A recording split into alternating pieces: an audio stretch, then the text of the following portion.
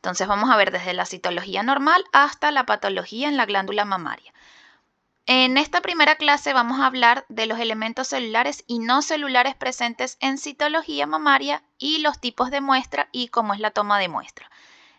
Para efectos del programa está estructurado de la manera en que lo están viendo allí, pero para la clase, cuando la comencé a hacer, decidí que primero vamos a hablar de las tomas de muestras y luego hablaremos de los elementos celulares. Me pareció que así iba como un poco más coherente. En las otras clases vamos a ver el tipo de lesiones según el tipo de muestra, patologías infecciosas y benignas, luego veremos tumores malignos, diagnósticos diferenciales y luego nos veremos en la clase en vivo. Comencemos entonces con esta primera clase. Primero, antes de iniciar, me gustaría recordar alguna terminología que considero que es importante. En primer lugar, el término telorrea, que tenemos aquí, telorrea. ¿Qué es una telorrea? La telorrea es una secreción por el pezón. Es decir, cualquier secreción que salga por el pezón, eso es una telorrea. Es importante aclararlo porque en muchas ocasiones he llegado a ver que hay laboratorios donde tienen un diagnóstico citológico de telorrea y realmente eso no es una terminología citológica, es una terminología clínica del médico. O sea, ya estamos diciendo que la telorrea es cualquier secreción que tengamos por el pezón. Por lo tanto, no es un diagnóstico citológico y es importante dejar en claro eso porque lo he visto en muchas ocasiones que hacen reportes citológicos como telorrea y eso realmente no tiene ningún sentido porque no le estoy diciendo al clínico algo que él no sepa. Obviamente, si él me está enviando al laboratorio una muestra de secreción, él ya sabe que eso es una secreción. Entonces no le estoy aportando ninguna información. En segundo lugar, tenemos galactocele. Un galactocele es una dilatación quística en uno o en uno de los conductos mamarios por contenido lácteo. Esto es muy frecuente que se observe en mujeres que están lactando y se genera una dilatación que puede incluso llegar a tomar cierto tamaño considerable que pudiera llegarse a palpar. Pero no es más que eso, no es una dilatación de ese conducto y no tiene implicancias desde el punto de vista de malignidad, no me va a desarrollar un proceso tumoral, un galactocele. Eso es importante también dejarlo claro. Luego tenemos secreción mamaria normal. ¿Y cuándo vamos a tener una secreción mamaria normal? Pues bueno, cuando las mujeres están en periodo de lactancia, es decir, cuando están alimentando a sus bebés con el pecho. Esa es una secreción mamaria normal. Esa secreción debería ser de un tono blanquecino, que es la leche materna. Sin mayores problemas, todos estamos claros en ese aspecto.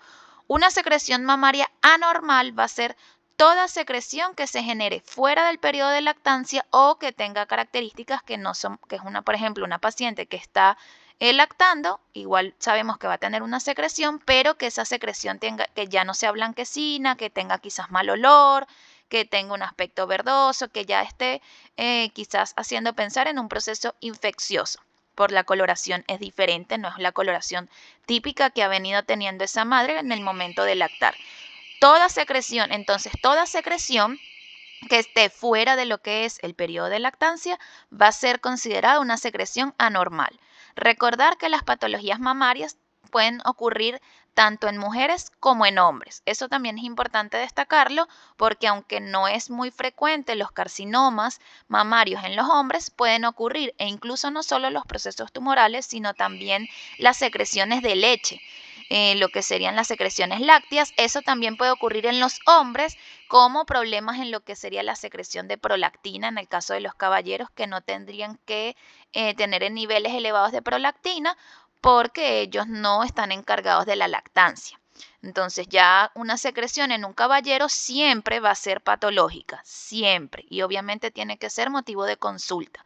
En el caso de las mujeres, una secreción fuera de lo que es el periodo de lactancia va a ser patológica y si está en el periodo de lactancia una secreción que sea hemorrágica, que no sea blanquecina, que tenga un olor en particular, un olor fétido, por ejemplo, cuando estamos en procesos infecciosos como un absceso o algo así, que en ocasiones los abscesos pueden llegar a drenar, eso también es una secreción que debe ser motivo de consulta, es una secreción anormal.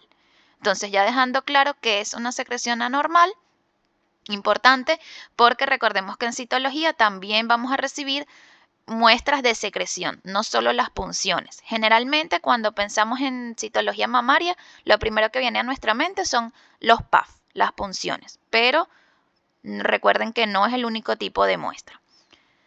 De hecho, en el sistema Yokohama, que es el sistema de clasificación para la citopatología mamaria, se enfoca en lo que son las muestras por punción, por PAF. No hablan de la parte de secreciones, pero para este curso nosotros vamos a ver las secreciones y qué diagnósticos vamos a tener. Eso lo vamos a ir viendo.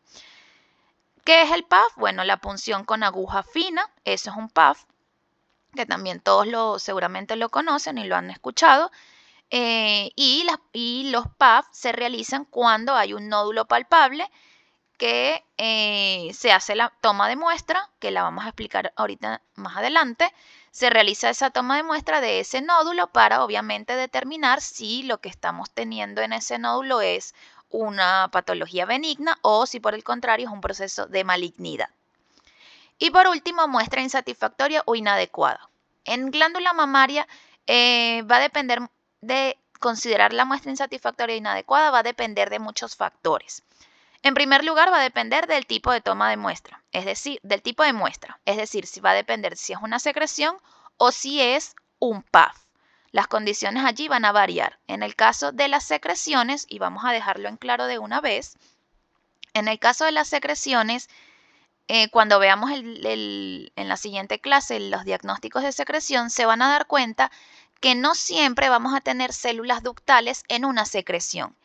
Sin embargo, aunque no tengamos las células ductales, la muestra va a seguir siendo satisfactoria. Ya lo vamos a ver cuando veamos secreciones, que hay diagnósticos en donde yo no necesito tener células ductales para poder hacer el diagnóstico.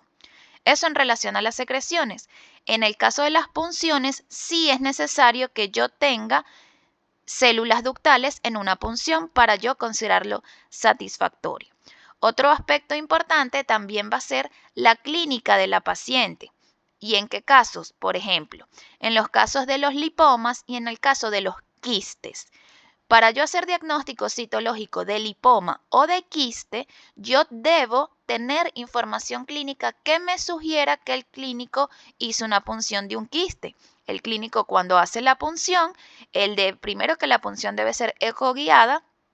Cuando él realiza la punción, él va a saber que lo que punzó es un quiste y hizo el vaciamiento de ese quiste. De igual forma, ese líquido se envía al laboratorio como una muestra de punción, se analiza, pero yo tengo que saber que ese líquido extraído fue de un quiste y no que era un nódulo que cuando se extrajo el líquido no necesariamente se vació como un quiste o que el clínico sospecha que es un quiste. Porque cuando yo esté viendo el microscopio y me encuentre con los hallazgos citológicos compatibles con un quiste, yo lo correlaciono con la información clínica que tengo y puedo hacer mi diagnóstico citológico de quiste. Si yo no tengo la información clínica, yo no puedo asegurar que eso sea un quiste. ¿Por qué? Porque los quistes generalmente no tienen células, es puro líquido.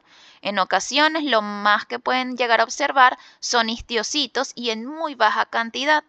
Entonces, en caso de que yo tenga una muestra de ese tipo con esas características, para yo asegurar que es un quiste, tengo que tener información clínica que me lo apoye, porque si no, no lo voy a poder decir, no voy a poder decir que esto efectivamente es un quiste. ¿Por qué? Porque como les estoy mencionando, generalmente no hay material o el material que hay son histiocitos, muy pocos histiocitos.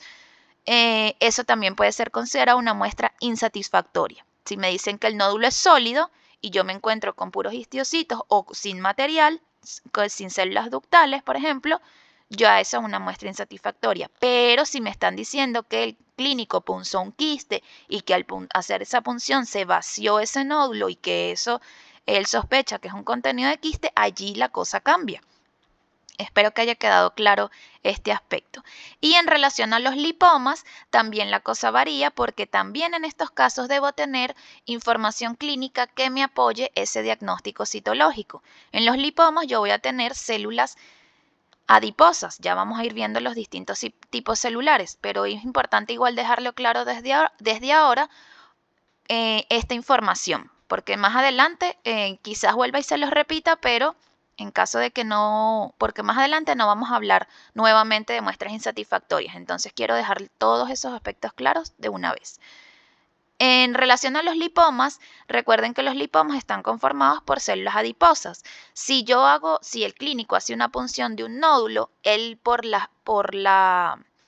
aspecto del nódulo, por cuando lo esté palpando, se va a dar cuenta que tiene un aspecto gomoso, tiene ciertas características que le van a orientar o le van a hacer sospechar al clínico que posiblemente eso que le está punzando es un lipoma. Y él lo va a sugerir. De hecho, lo colocan en la solicitud de la citología, les van a colocar, se sospecha de lipoma, les van a colocar que el nódulo tiene características sospechosas de lipoma, algo así relacionado con lipoma. Se los tienen que mencionar a nivel clínico para ustedes decir, bueno, efectivamente estas células adiposas corresponden a un lipoma, ese nódulo es un lipoma. Otra cosa importante, deben decirle que la muestra fue ecoguiada, que la toma de muestra fue ecoguiada, porque ya cuando te dicen que la toma de muestra fue ecoguiada, ya hay certeza de que realmente lo que hay en esa muestra viene del nódulo. ¿Y por qué esta aclaración? Porque recuerden que la glándula mamaria tiene dentro del tejido normal también hay tejido graso, es decir, células adiposas. Entonces, si una muestra de un PAF no fue tomado correctamente, por ejemplo, no se hizo ecoguiado, sino que simplemente se palpó y se hizo la punción, la aguja pudo haber atravesado el nódulo y tomar tejido mamario normal, y entre esas células normales van a venir células adiposas. Entonces, si a mí no me dan la información clínica, yo no voy a poder asegurar que esas células adiposas corresponden al nódulo y que efectivamente es un lipoma. Entonces, por eso es importante que el clínico lo sospeche, que me lo coloquen en la solicitud y que además la muestra sea ecoguiada. Eso es súper importante. Ya dejando en claro en relación a las muestras insatisfactorias o inadecuadas, otras razones por las que las muestras pueden ser insatisfactorias. Bueno, y ya esto en términos general, indistintamente si es una secreción o una punción, pues obviamente toda muestra que esté mal fijada, si yo tengo material degenerado en el extendido, salvo en las excepciones que estamos mencionando, con el quiste, que yo les decía que puede no haber material o puede que hayan histiocitos y que incluso estén degenerados. Excepto en esos casos, la muestra se va a considerar insatisfactoria o inadecuada. Recuerden que cuando nosotros reportamos muestras insatisfactorias, siempre debo decir el motivo del por qué es insatisfactorio. ¿Y cuál es la razón de eso? En primer lugar, si es por una mala toma de muestra, bueno, para indicarle al clínico que la falla fue en la toma de muestra y que debe realizarse una mejor toma. Si fue por mala fijación, de igual forma, entonces indicar que hay una falla en fijación, que eso se debe mejorar. Siempre indicando la razón. Importante, si por ejemplo, si es una muestra insatisfactoria porque el material está degenerado, entonces colocar muestra insatisfactoria por mala fijación de la muestra, células degeneradas. Siempre que coloquemos muestra insatisfactoria, igual nosotros debemos describir lo que estemos observando, más allá de que eso que estemos observando no nos va a llevar a un diagnóstico, porque eso también va a apoyar mi reporte de muestra insatisfactoria. Por ejemplo, no todas las muestras insatisfactorias van a ser porque no hay celularidad, porque yo puedo tener una cantidad de histiocitos, pero por lo menos en un PAF, unos histiocitos que están allí sin yo tener información de que es un quiste, yo digo, bueno, esta muestra es insatisfactoria porque no me están diciendo que sospechen de quiste, así que esta fue una mala toma de muestra y debo igual reportar que lo que se observó fueron histiocitos. Siempre debo hacer una descripción breve de lo que yo haya observado, así sea un fondo hemorrágico, elementos inflamatorios, lo que sea que yo haya observado, si las células estaban degeneradas igual, si se observaron células ductales degeneradas y por eso la muestra es insatisfactoria. ¿Cuándo vamos a considerar una muestra satisfactoria?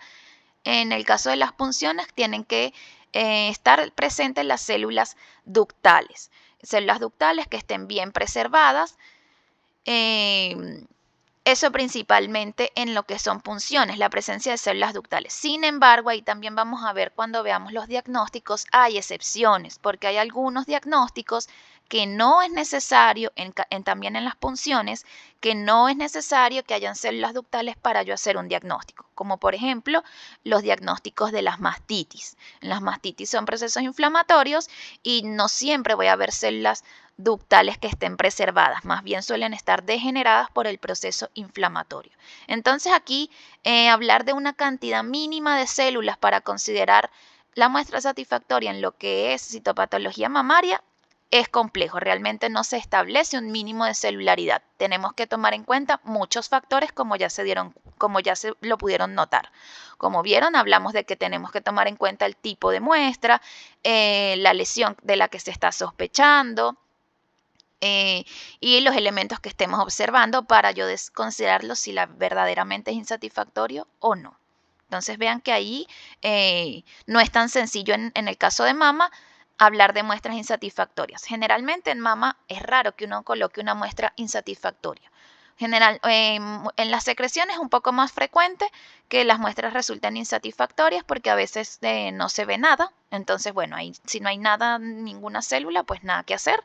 Y ahí no podemos, ahí en una secreción, pues no hablamos de quistes ni nada de eso, pero ahí en ese caso sí es insatisfactorio porque no hay celularidad. Y ahí de igual forma en la descripción colocamos extendido citológico acelular, es decir, sin células, o extendido citológico sin células, como ustedes lo quieran colocar.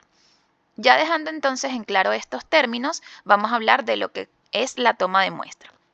Vamos a tener en citología mamaria dos tipos de muestra: las secreciones, que ya lo mencionamos, y las punciones. En el caso de las secreciones, lo que se hace es estimular, palpar suavemente la areola y hacia el pezón, estimulando que la secreción salga. Muchas veces la secreción sale de forma espontánea, no hay que hacer tanto estímulo en la glándula o en la mama para que se expulse. ¿Qué es lo que se va a realizar? ¿Cómo es el procedimiento? Una vez que el material, la secreción esté en el pezón, se deja que se acumule una gota en el pezón, que se vea una gota bien voluminosa, y luego esa gota se pasa a la lámina suavemente, que roce la gota, tratar de no hacer tanto contacto con el pezón para evitar contaminación con células propias de la piel, que aunque si llegaran a pasar, no hay mayor problema, pero que procurar que el contacto sea con el líquido, con esa secreción que está. Por eso es que se deja acumular cierta cantidad de secreción en el pezón y luego se pasa la lámina, como vemos en la imagen, haciendo un movimiento tal cual como cuando hacemos un extendido. Haciendo el movimiento para que se extienda la muestra y luego obviamente procedemos a hacer la fijación de esa muestra. Y esa muestra llega al laboratorio ya fijada, como si fuera una citología ginecológica. Llega fijada y se hace el procedimiento de coloración.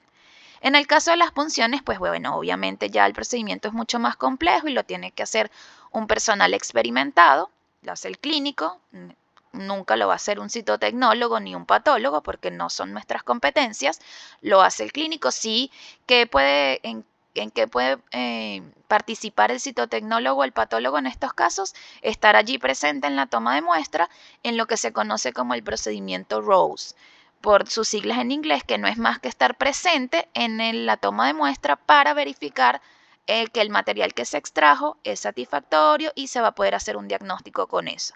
Ese es el sistema de Rose. Igual yo les voy a dejar un video donde hablamos sobre el sistema de Rose. En este caso, en ese video se habla del sistema de Rose para punciones de páncreas, pero de igual forma es lo mismo, aplica para cualquier tipo de punción, el sistema de Rose es lo mismo.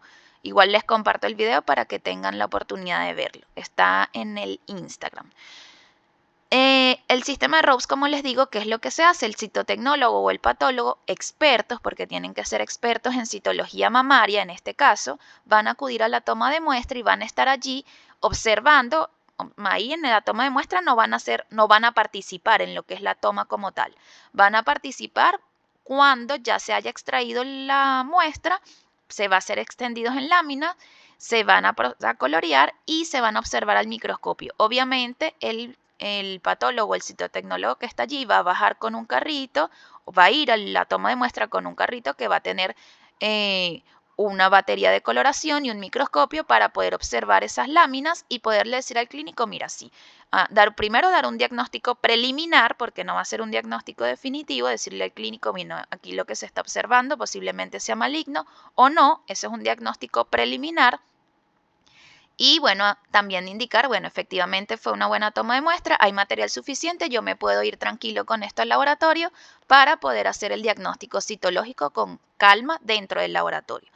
Eso es lo que ayuda el sistema ROSE y es súper bueno. ¿Por qué? Porque ahí disminuyen la cantidad de muestras insatisfactorias. Porque recuerden que muchas veces en las punciones las muestras resultan insatisfactorias es por una mala toma de muestra, más que por otra cosa. Entonces, al reducir el número de muestras insatisfactorias, pues yo le estoy dando a la paciente un buen servicio en el sentido de que ella va a tener certeza de que allí en esa muestra hay material, se le puede hacer un diagnóstico y obviamente reduce los tiempos de diagnósticos y tratamientos a esta paciente, porque recuerden que cuando tenemos muestras insatisfactorias, pues obviamente va a tener que volverse a citar al paciente para volvérsele a tomar una muestra y eso es tiempo. Y hay patologías que lamentablemente el tiempo es importante que se ataquen lo más pronto posible. Y para eso, en ese caso los tumores malignos, obviamente, entre más rápido sea el diagnóstico, más pronto se hace un tratamiento y se puede atacar a ese tumor. Entonces, importante la participación de nosotros como laboratorio en lo que es las tomas de muestra, en esto que conocemos como el sistema ROSE, que son las tomas rápidas en un diagnóstico rápido allí en la toma de muestra, que no es un diagnóstico, sino un diagnóstico preliminar importante. Ahora sí, en lo que sería la toma de muestra, bueno, se recomienda que en las punciones las agujas a utilizar sean mayores a 23 G. No se deben utilizar agujas de 21 G porque estas son agujas intramusculares. Ese tipo de agujas no sirven para hacer punciones o para hacer PAF. Y las agujas de 27 G tampoco para punciones de mama. Las agujas de 27 G se utilizan para punciones de órganos más profundos, como las punciones de pulmón. Así que para glándula mamaria se recomiendan que sean de 23 G o 25.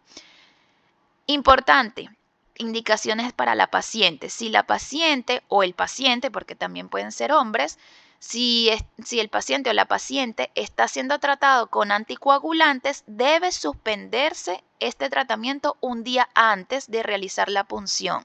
Eso también es importante considerarlo. Obviamente eso es información que maneja el clínico. Ustedes no van a estar allí dando esa información a la paciente, pero bueno, es importante que ustedes lo conozcan. Esta información, porque obviamente hay que suspender el tratamiento porque, bueno, vamos a hacer un procedimiento que es invasivo y puede generar una hemorragia si la paciente está tomando anticoagulantes. Por lo tanto, debe suspender su tratamiento. ¿Qué es lo que se recomienda? Que las punciones sean ecoguiadas. Y esto no solo en glándula mamaria, sino en las punciones en general. Pero bueno, hablando de glándula mamaria, se recomienda que sean ecoguiadas y la razón de por qué es que hay certeza de que la aguja ingresó en el nódulo y que el material que se está extrayendo es del nódulo y no que la aguja haya atravesado el nódulo y nos estemos trayendo células normales o células de la glándula mamaria que a lo mejor sean normales y no lleguemos al diagnóstico que corresponde. Entonces es importante que la punción sea ecoguiada. En la punción se punzan generalmente los nódulos que superan los 15 milímetros, es decir, que son superiores a 1,5 centímetros. Importante, en algunos textos van a encontrar que les dicen, bueno, que se recomienda que sea ecoguiada cuando los nódulos son muy profundos o cuando las mamas de la paciente son muy voluminosas. Recuerden que hay pacientes femeninas que tienen los pechos bastante grandes y bueno, ahí recomiendan que la punción sea ecoguiada. Pero realmente la punción siempre debería ser ecoguiada. Por más de que el nódulo sea gigante y que es que es palpable, bueno, obviamente siempre van a ser palpables, pero que a lo mejor el clínico diga, no, bueno, es grande y estoy seguro que voy a entrar al centro del nódulo y la muestra va a ser, no. De verdad se recomienda que sea ecoguiada para tener certeza de que el material que se obtuvo viene del nódulo. Esa es una recomendación que hacen en otros textos, van a encontrar en otros artículos científicos, van a encontrar que recomiendan que la punción sea ecoguiada y yo les recomiendo que sea de esa forma. Por la experiencia que he tenido en los servicios de tomas de muestra de mama, cuando las punciones se comenzaron a ser ecoguiadas, en el servicio que trabajé en Venezuela, obviamente funcionó mucho mejor. El número de muestras insatisfactorias redujo muchísimo y bueno, cuando estuvimos haciendo la toma de muestra, allí, o sea, estuvimos ahí los citotecnólogos y patólogos en la toma de muestra haciendo la evaluación rápida de lo que yo les comentaba, el sistema Rose. Bueno, el número de insatisfactorios bajó a 0. No habían muestras insatisfactorias porque obviamente está el hecho de que como uno está allí, pues se le dice al clínico, la muestra está ok, con esto puedo hacer un diagnóstico y la paciente se puede ir. En caso de que la muestra no estuviera bien, que haya que volverla a tomar, tenemos al paciente ahí y se puede volver a hacer la toma de muestra y no hay que volver a citar al paciente. Esas son las ventajas de estar como laboratorio en la toma de muestra. Ahora vamos a ver entonces lo que corresponde al tipo de células y material no celular que vamos a encontrar en la citología mamaria. En este caso lo hice distinto como lo vimos en ginecológico. En este caso, material no celular lo clasifiqué como los fondos que podemos ver en citología mamaria y hablamos de los tipos de células como todos los elementos celulares que podemos ver en la glándula mamaria. Realmente yo les aseguro que glándula mamaria es de los órganos más fáciles de diagnosticar desde el punto de vista citológico en lo que son las categorías diagnósticas. En los procesos tumorales es un poco complicado llegar a algunos diagnósticos de procesos tumorales malignos porque las variaciones de células y eso a veces es complejo. Llegar como tan específico al tumor exacto que corresponde a nivel citológico y ya nos apoyamos más en la biopsia, pero en general en las patologías tanto inflamatorias, benignas y malignas es bastante sencillo y ya van a ir viendo por qué, van a ir dándose cuenta que los diagnósticos es una suma de elementos. Si yo tengo el elemento A más el elemento B, el diagnóstico es C. En glándula mamaria es así de sencillo, lo vamos a ir viendo. De hecho, se les va a elaborar una guía para que ustedes la tengan allí en sus laboratorios. Van a ver que es sencillo y no es tan complejo como a veces en los textos nos los hacen ver de una forma tan difícil que bueno, cuando yo daba clases en el pregrado, los estudiantes lloraban porque esto es horrible y cuando uno les daba la clase y entendían que era tan sencillo como lo vamos a ver aquí, decían, ah, mamá, es demasiado fácil y ya van a ver que sí. Fondos, entonces, en glándula mamaria. Fondos purulentos son aquellos fondos en donde vamos a tener un gran infiltrado inflamatorio. Es cuando hablamos de abundantes elementos inflamatorios, indistintamente de qué tipo de elementos inflamatorios sean. Pueden ser neutrófilos, que la mayoría de las veces son neutrófilos, pueden ser linfocitos. Fondo hemático cuando tenemos gran cantidad de hematíes o de glóbulos rojos en el extendido. Lo colocamos como fondo hemático. Como hemorrágico, bueno, pueden utilizar esa terminología, pero yo no soy tan amante de ese término porque hemorrágico yo lo utilizo más como un término macroscópico, porque ya cuando estás viendo la muestra tú hablas de hemorrágico. Ya hablamos de hemático porque a nivel celular y a nivel microscópico hablamos de hemático porque hemáticos son los glóbulos rojos. Entonces nosotros estamos viendo a nivel microscópico son las células. Entonces allí uno ya está viendo la cantidad de glóbulos rojos y uno dice, bueno, es hemático porque hay una gran cantidad de hematíes. Pero bueno, ya como ustedes estén acostumbrados, no va a estar mal si ustedes dicen que es hemorrágico. Pero como que yo pienso que hablar de hemático tiene más lógica desde el punto de vista microscópico. Porque hemorrágico es como una terminología más desde el punto de vista macroscópico, porque uno puede ver una hemorragia a simple vista. Lipídico cuando tenemos gran cantidad de gotas de grasa en el extendido y eso es muy frecuente cuando ustedes, si por ejemplo tienen la oportunidad de tener un conocido, alguna paciente que esté en periodo de lactancia y quieren observar la leche materna al microscopio, si tienen la oportunidad de hacerlo, o incluso hay videos en YouTube, van a ver que hay muchas gotas de grasa. Eso es un fondo lipídico en lo que es mama. Entonces los fondos lipídicos vamos a verlos solamente en las secreciones. Yo no voy a ver fondos lipídicos en punciones. porque son gotas de grasa. No es células adiposas, no. Son gotas de grasa, gotitas de grasa que vamos a ver en el extendido y va a ser una gran cantidad de gotas de grasa. Y igual ya los vamos a ir viendo. Y el fondo diatésico, bueno, lo reservamos obviamente para los procesos tumorales, donde vamos a ver un fondo hemático, pero esta sangre va a tener más bien un aspecto anaranjado, más bien como una sangre vieja que describen en muchos textos, y vamos a tener incluso necrosis tumoral. Y bueno, obviamente los fondos diatésicos ya los reservamos exclusivamente para los procesos tumorales malignos. En relación a otra cosa importante en relación a los fondos, no siempre que un fondo sea hemático, necesariamente la muestra va a ser insatisfactoria. Siempre que yo pueda evaluar las células, recuerden, si yo puedo evaluar las células en el extendido, las células ductales, que serían las células estrellas en lo que es la glándula mamaria, las células más importantes en lo que es punción específicamente, si yo puedo ver esas células ductales correctamente, evaluar su núcleo, su citoplasma, no pasa nada, yo hago mi diagnóstico. Hay diagnósticos en glándula mamaria que yo tengo que tomar en cuenta el fondo y el tipo de células, porque eso es lo que me va a ayudar a mí llegar al diagnóstico. Por ejemplo, ¿en qué tipo de diagnóstico yo pudiera ver un fondo hemático? En un papiloma. Generalmente en los papilomas el fondo es hemático. De hecho, cuando se toma la muestra es una muestra hemorrágica. Y los papilomas generalmente se diagnostican por secreción, aunque se pueden llegar a diagnosticar por punción, pero generalmente el diagnóstico se hace por secreción. Y en esas secreciones vamos a tener un fondo hemático, generalmente, porque hay ocasiones en que no va a ser de esa forma.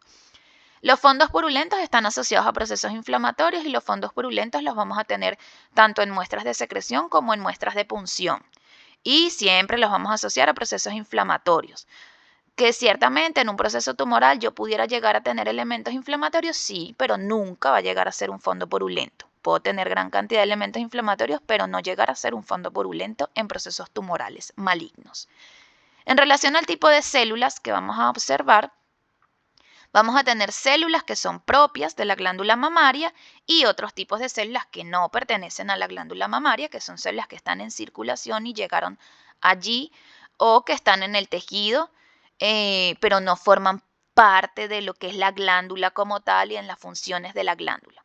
Como en el caso de los histiocitos, que sabemos que histiocitos hay en todos los tejidos porque obviamente están ahí encargados de mantener la limpieza. Yo los veo a ellos como, yo siempre los asocio como las personas o las células de la limpieza, porque ellos están ahí fagocitando todos los elementos, células muertas, núcleos, restos citoplasmáticos, bacterias, microorganismos. Ellos están ahí encargados de que todo esté bien en orden.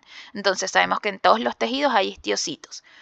Entonces, como células propias de la glándula mamaria vamos a tener las células ductales, que son las que deberíamos observar en la gran mayoría de las muestras de glándula mamaria, ¿cierto?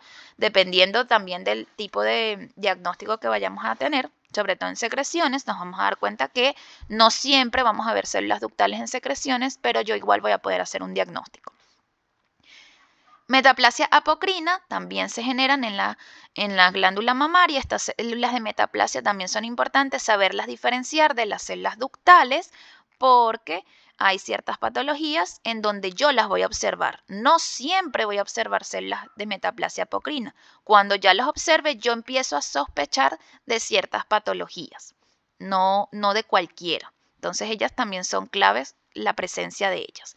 Células adiposas, que ya mencionamos que yo puedo tener adipocitos que forman parte del tejido graso de la glándula mamaria y sobre todo en esas mamas que son muy voluminosas, pues son mamas que tienen mucho tejido adiposo. Y si la punción no se hace de forma correcta, pues podemos tener células adiposas por contaminación, por una mala toma de muestra. Ahí importante recalcar una vez más, las muestras deben ser ecoguiadas.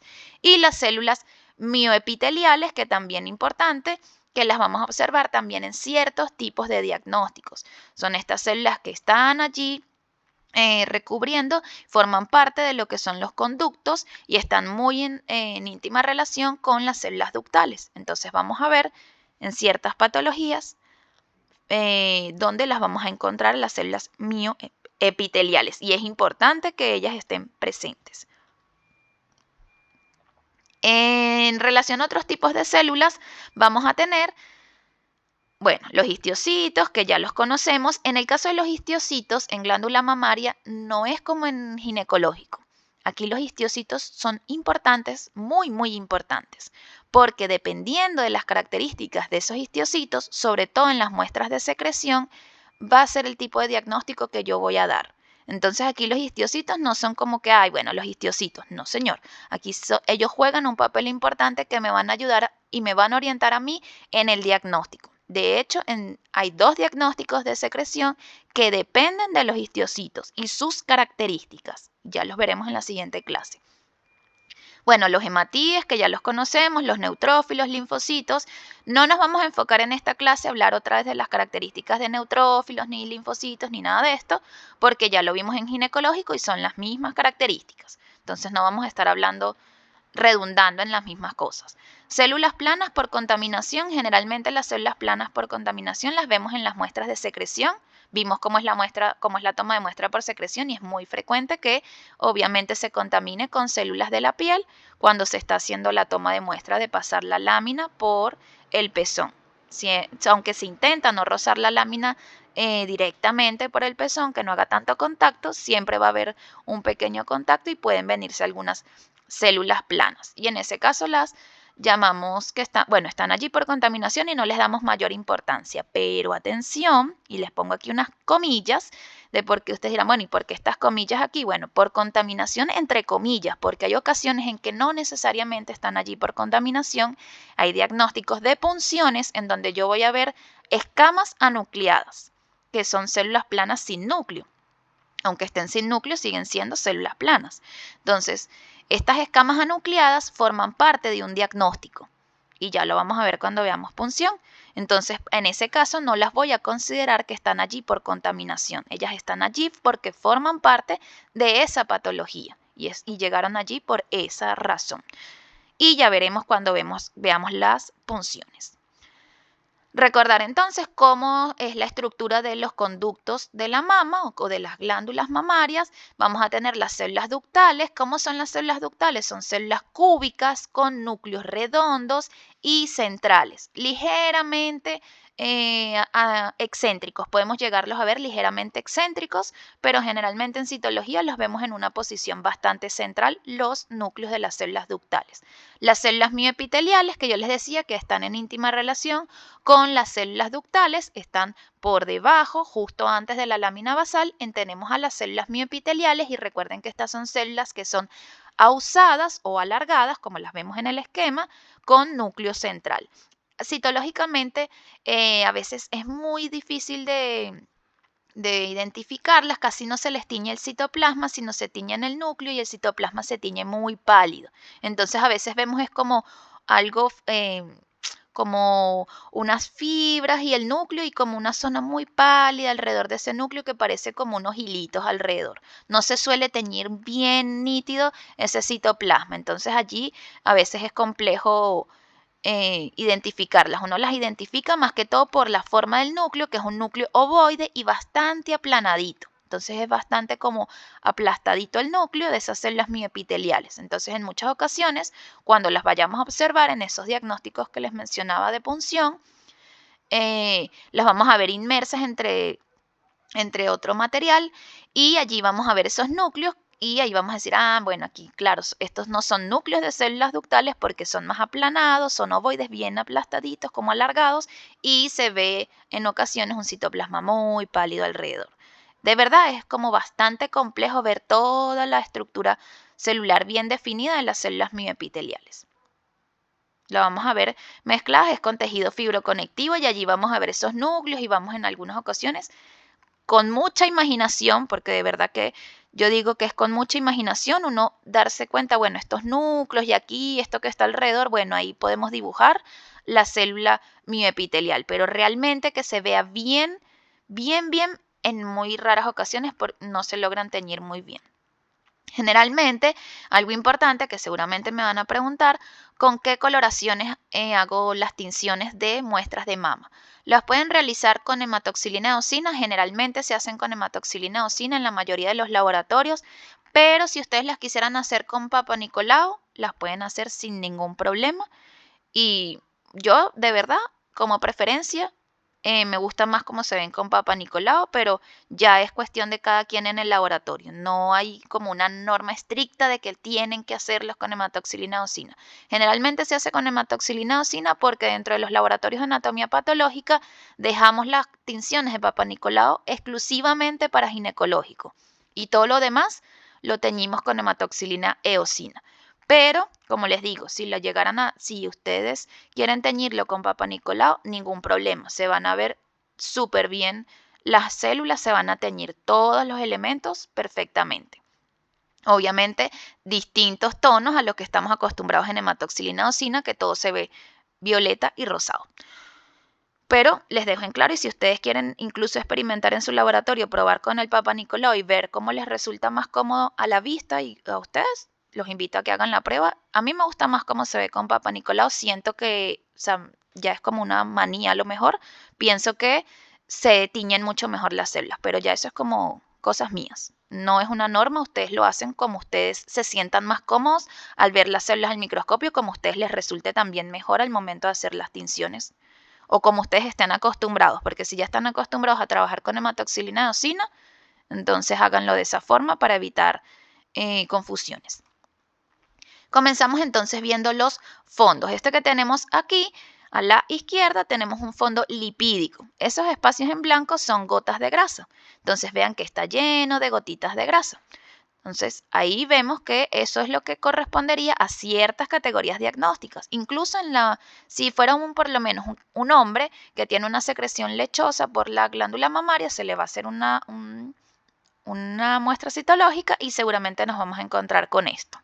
Y ahí vamos a decir, bueno, sí, efectivamente es leche lo que está secretando este paciente y obviamente le tienen que realizar, en el caso de los hombres que secretan leche, se les tienen que hacer estudios hormonales. ¿Por qué? ¿Qué sucede en estos casos? Los caballeros que secretan leche por las glándulas mamarias lo que tienen es incremento, generalmente hay un incremento de prolactina. Recuerden que la prolactina es la hormona que durante el periodo de lactancia es la que va a estimular a la glándula mamaria a la producción de leche.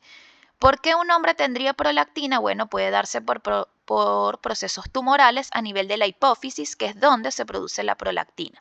Entonces puede haber un proceso tumoral, pero aquí les comento otra cosa que se sale un poco del tema, pero importante que lo sepan.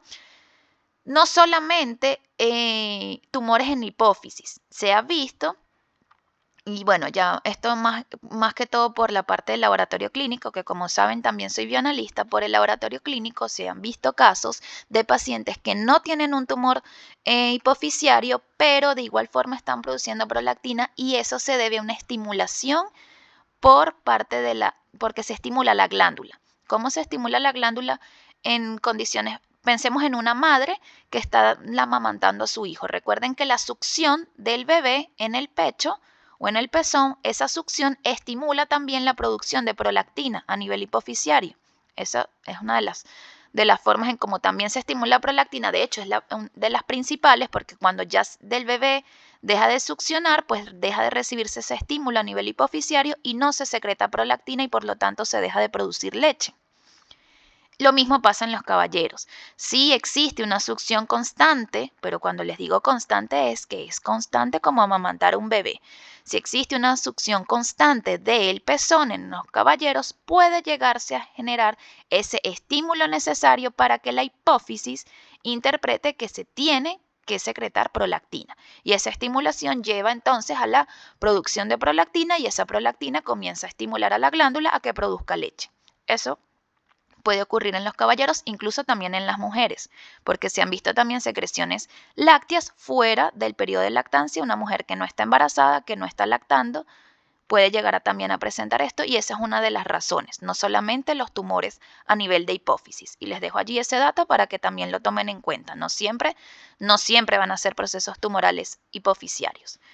Entonces, bueno, aquí este es el fondo lipídico. Vean que son gotitas de grasa. En algunos diagnósticos de secreciones los vamos a ver, no solo en las secreciones de leche, sino en algunos diagnósticos van a estar el fondo lipídico acompañado de unos histiocitos que van a tener ciertas características. No les quiero mencionar nada de eso ahorita para no irlos enredando. todo en su momento. En la imagen de la derecha tenemos elementos inflamatorios. Aquí pudiéramos considerar, bueno, en realidad para considerarlo purulento tendrían que haber muchos más que esta cantidad de elementos inflamatorios, pero bueno, les traía esta imagen porque para que vieran los elementos inflamatorios, recordar que la mayoría de las veces son neutrófilos, pero realmente para considerarlo purulento tendría que estar prácticamente toda esta imagen llena de neutrófilos. Y la cantidad de elementos inflamatorios también, y si acompañada de otras características, van a formar parte también de otra categoría diagnóstica. Aquí tenemos un fondo hemático, vemos que todo lo que está aquí son hematíes. Vean que aunque el fondo es hemático, hay zonas que están en blanco, suponiendo que aquí en estas zonas hubieran células, yo las puedo evaluar sin ningún problema. Por eso no todos los fondos hemáticos necesariamente va a ser una muestra insatisfactoria, no siempre. Entonces atención con eso, si yo tuviera las células por debajo de estos hematíes y yo no las pudiera observar, bueno, ahí sí. Pero si yo todavía puedo visualizar células, sigue siendo un fondo hemático y yo puedo llegar a mi diagnóstico sin problema. Les hago esta aclaratoria porque muchas veces me han consultado o me han enviado fotos en donde me dice, bueno, esto es insatisfactorio, solamente porque ven hematíes o porque ven muchos hematíes. No, siempre que yo pueda evaluar las células, yo hago mi diagnóstico. Yo no me voy a dejar llevar porque hay muchos hematíes, listo. Hemático, adiós, insatisfactorio. No, señor. Siempre ver con calma los extendidos y buscar las zonas. Las muestras generales, hablo de muestras generales cuando no es ginecológico, es decir, las punciones de mama, tiroides, pulmón, todas las muestras que no sean ginecológicos, son muestras que uno tiene que ver con paciencia y no dejarse llevar porque el fondo se ve de determinada forma y listo, no, hay que verlas con calma, buscar esos espacios en donde yo puedo encontrar las células y evaluar. Recuerden que estas son muestras que si bien a lo mejor es una secreción que no tiene mayor traumatismo en la toma de muestra, una punción sí tiene un traumatismo, obviamente es doloroso, puede ser molesto. Piensen un poco en eso antes de hacer un reporte de insatisfactorio, porque piensen en la paciente, en que se tiene que volver a citar, en que no solo en citarse, sino que es volverla a someter a ese procedimiento, que obviamente no es agradable. Entonces, yo sé que nosotros trabajamos dentro del laboratorio y a veces eso, bueno, y lo digo por las dos profesiones que yo tengo, que son de laboratorio, uno no ve al paciente, o sea, rara vez uno está en contacto con el paciente y uno ve láminas, láminas, láminas, y no es que uno pierda la sensibilidad, porque obviamente no se pierde. Nosotros, o sea, cuando hacemos un diagnóstico de cáncer, no queremos eso. O sea, nosotros preferiríamos que todo fuera negativo, pero lamentablemente no es así. Entonces, a veces como que nos olvidamos un poco de que esta muestra fue un proceso traumático para la paciente, entonces pongámonos en esa posición antes de emitir un resultado de insatisfactorio o un reporte de insatisfactorio. O sea, vean, es preferible que se tomen un poco más de tiempo, que si a lo mejor están muy agotados, se levanten y dejen la muestra un rato y regresen y vamos otra vez a verla con más calma, a ver si realmente no hay nada aquí que yo pueda evaluar para hacer un diagnóstico. En esta otra imagen tenemos otro fondo, en este caso vemos bastantes hematíes, pero aquí es un fondo diatésico. Vean que la coloración de los hematíes es más como naranja, no es como que ese tan rosadito, porque esta de la izquierda está teñida con hematoxilina eosina, entonces más bien los hematíes se ven como rosados, no tan rojos. En este otro, en la de la derecha, tenemos un fondo diatésico y estos restos que ven aquí, estos restos celulares, es necrosis, restos celulares, que me habla también de fondo necrótico. Esto es un fondo diatésico, este es un fondo hemático. En el fondo diatésico generalmente yo voy a ver restos celulares, núcleos desnudos, material degenerado que me habla de la necrosis ya del tumor. Y bueno, yo obviamente voy a tener células tumorales, pero en este caso les traje solamente una foto del fondo, como para que vean la diferencia en las tonalidades, pero bueno, igual no solo los tonos de los eritrocitos o de los hematíes es lo que cambia, sino también los elementos que van a estar acompañando esos hematíes. Si se dan cuenta, aquí en la imagen de la izquierda yo no tengo restos celulares ni nada, yo solo tengo los hematíes y el fondo se ve sin más otra cosa, sin ninguna otra cosa. Ahora tenemos aquí células, entonces vamos a hablar Como les dije, no vamos a estar hablando de los neutrófilos, los histiosis, no vamos a hablar de eso.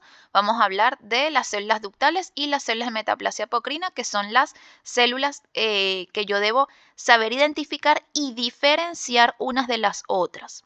Si se recuerdan, cuando yo les hablé en la clase de ginecológico, les hablé que las células de metaplasia siempre, en cualquier órgano, como cuando uno le digan célula de metaplasia, uno lo primero que le tiene que venir a la cabeza es citoplasma denso. Eso no se les olvide, eso grábenselo ahí en su mente y no olvidar jamás que una célula de metaplasia es un citoplasma denso.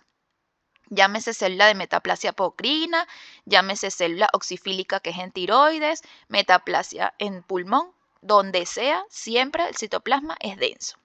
Entonces, teniendo ya en cuenta eso, realmente es describir otra célula de metaplasia más. Citoplasmas abundantes, densos, y el núcleo generalmente es central, aunque en ocasiones puede estar ligeramente excéntrico. Generalmente en las metaplasias apocrinas las conseguimos en grupos. En rara ocasión vamos a conseguir una metaplasia apocrina solita. Generalmente están así en grupos, en placas, algunas veces son grupos pequeños, en algunas ocasiones pueden ser placas bastante celulares, pero encontrarlas de forma aislada es bastante raro. Pueden llegarlas a ver aisladas, pero no es lo más común.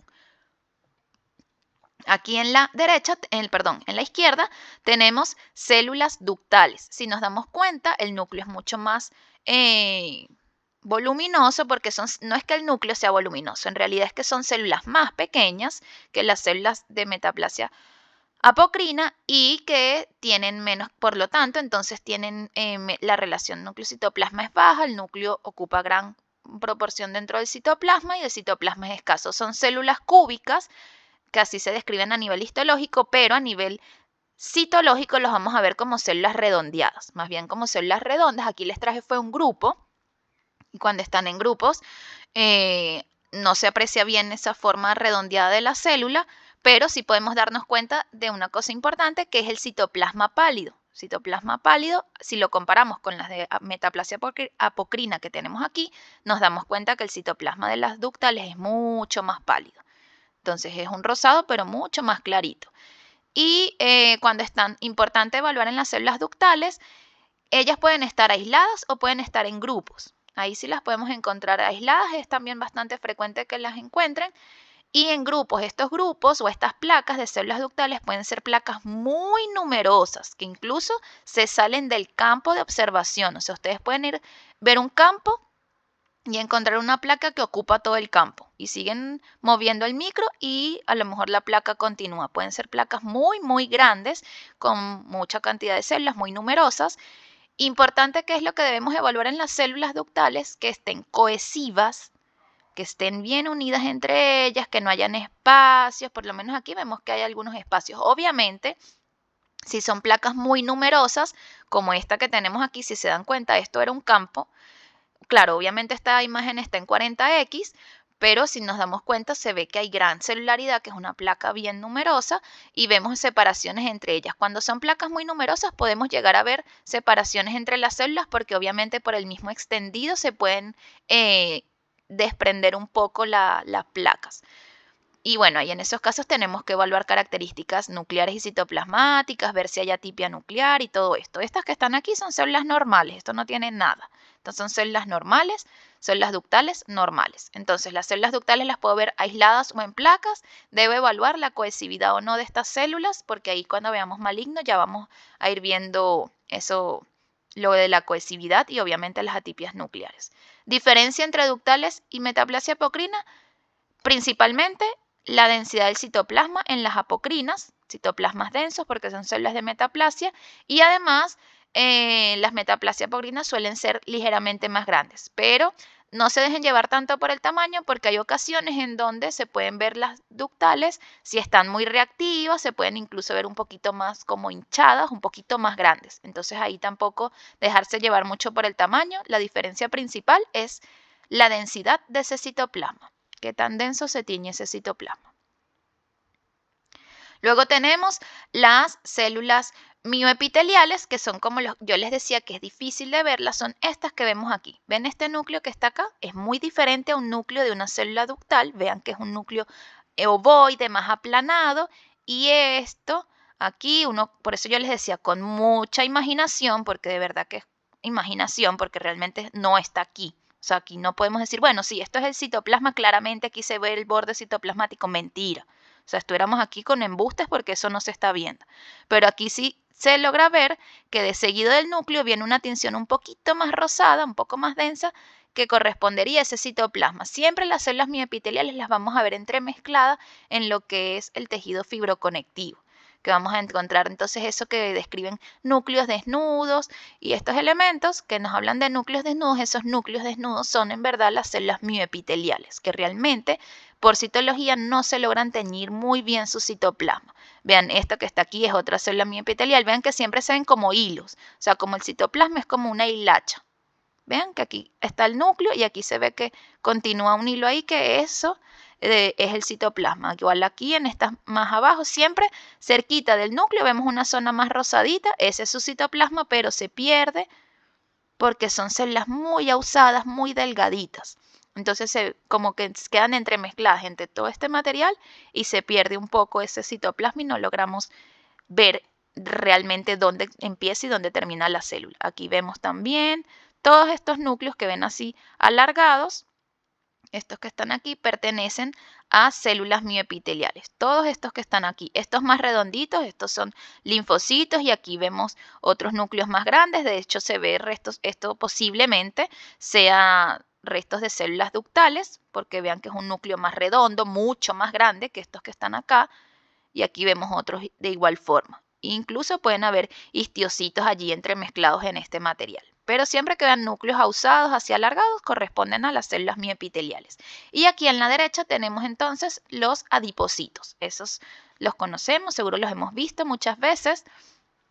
Son células redondeadas, generalmente las vamos a ver así, rara vez yo voy a ver un adipocito solito. Siempre están en este que llamamos mal llamado, porque lo llamamos en citología tejido adiposo, pero esto no deberíamos llamarlo tejido porque esto no es una biopsia, pero se ve un fragmento, o sea, lo llamamos tejido porque de verdad es como que si yo trajera el corte histológico aquí, o sea, es como si trajera un fragmento que se desprende completito del tejido, del órgano y queda en el extendido. Entonces, muchas veces si lo describen así, ningún problema. Pueden decir tejido adiposo, ningún problema. Células adiposas, como ustedes lo quieran describir, ningún problema con eso. Son células que se ve una gran vacuola de grasa, que es ese espacio en blanco que van a ver, que no se tiñen con estas tinciones. Con hematoxilina no se va a teñir la grasa. Pero ya eso nos habla, vemos el núcleo, siempre es un núcleo aplanadito, hacia un extremo, hacia un lado de la célula, son células redondas, el núcleo hacia la periferia y una vacuola gigante de grasa, adipocitos. Y bueno, recordar los adipocitos para yo hacer diagnósticos de lipomas, en este caso tengo que tener información clínica y en el caso de que yo no tenga información clínica, yo simplemente los reporto en presencia de adipocitos que incluso yo puedo tener otras células ductales porque a lo mejor se hizo la punción, yo puedo tener células ductales que efectivamente me hablan de un proceso tumoral, por ejemplo, y encontrarme con adipocitos que llegaron allí. Puede ser por contaminación porque a lo mejor la muestra fue ecoguiada, pero al momento de extraer la aguja se pudo venir algún tejido adiposo y quedarse allí y que nos quedó finalmente en el extendido. Puedo también llegar por contaminación en la toma de muestra. Porque recuerden que la aguja igual va a retirarse por más de que haya sido ecoguiada, el líquido queda dentro de la jeringa, pero muchas veces los extendidos se hacen ya directo con la aguja puesta. Entonces, si en la punta de la aguja quedaron células adiposas, pues van a quedar allí en la lámina. Eso también para que lo tomen en cuenta de que pudieran llegar a estar allí estas células normales sin ningún problema, que no tengan nada que ver con el diagnóstico por contaminación de la muestra. Pero importante con las células adiposas, lo más importante es tener información clínica para yo considerar si les voy a dar importancia o si las voy a dejar o si las voy a considerar que están allí por contaminación de la muestra. Luego tenemos los histiocitos, que como les decía, ahí en lo que es citología mamaria, los histiocitos, yo debo evaluar sus características para poder llegar a diagnósticos. Aquí les tengo dos fotografías en donde hay histiocitos y es evidente que son muy distintos unos de los otros. Entonces, aquí tenemos en la imagen de la izquierda un histiocito que tiene un solo núcleo y vacuolas grandes o lo que llamamos macrovacuolas. Entonces, estos histiocitos los llamamos mononucleados, macrovacuolados. Y los histiocitos de la imagen de la izquierda vamos a tener que tienen varios núcleos, múltiples núcleos, incluso hay unos que tienen dos núcleos y otros que tienen un solo núcleo, pero el citoplasma es lo que nosotros decimos un histiocito espumoso. Microvacuolas, vacuolas chiquititas. Entonces, histiocitos binucleados o multinucleados microvacuolados. Ya veremos en la siguiente clase que esto que está aquí corresponde a un diagnóstico y esto que está acá corresponde a otro completamente distinto. Entonces, la evaluación de los histiocitos, importante en citología mamaria, sobre todo en las secreciones, porque me van a permitir hacer el diagnóstico, las características que tengan estos histiocitos. Luego también me puedo encontrar con lo que yo les mencionaba, yo puedo tener células planas. En este caso son escamas anucleadas, ya no podríamos decir que es una célula como tal porque no tenemos el núcleo, pero tenemos el citoplasma y bueno, aquí lamentablemente en la foto no se ve el espacio en donde alguna vez estuvo el núcleo, no quedó como bien enfocado esa parte, pero bueno, sabemos que esto es una escama anucleada y en ocasiones pueden estar allí por contaminación. Pueden estar por contaminación tanto en las secreciones como en las punciones. Por lo mismo, en el caso de las punciones, por lo mismo que les decía, al momento de retirar la aguja, pueden quedar allí en la punta de la aguja células de la piel y quedar allí y no pasa nada. Y ahí también, dependiendo de los elementos que yo esté viendo en el extendido, yo voy a considerar si les doy importancia o no a estas escamas anucleadas. Por ejemplo, en esta imagen sí se le va a dar una importancia porque está asociada al diagnóstico. Esto es una punción, hay elementos inflamatorios, tengo escamas anucleadas y esto corresponde a un absceso. Ya cuando veamos absceso vamos a ver que siempre para diagnosticar absceso yo tengo que tener mis escamas anucleadas, porque cuando se forman estos abscesos se van a formar una capa de células que son estas células planas que van a formar ese encapsulado que se forma del absceso, de ese material que está en el interior. Pero cuando yo no tenga elementos inflamatorios, que quizás yo tenga una punción en donde yo veo células ductales, que todo lo que estoy viendo corresponde a un fibroadenoma, por ejemplo, y yo me encuentro unas escamas anucleadas, estas escamas están allí por contaminación, no forman parte del diagnóstico. Y bueno, esta sería toda la primera clase, que ya era más que todo las generalidades en citología mamaria. Recuerden, si tienen dudas o consultas, realizarlas directamente por el WhatsApp. Nos vemos en la segunda clase. Chao.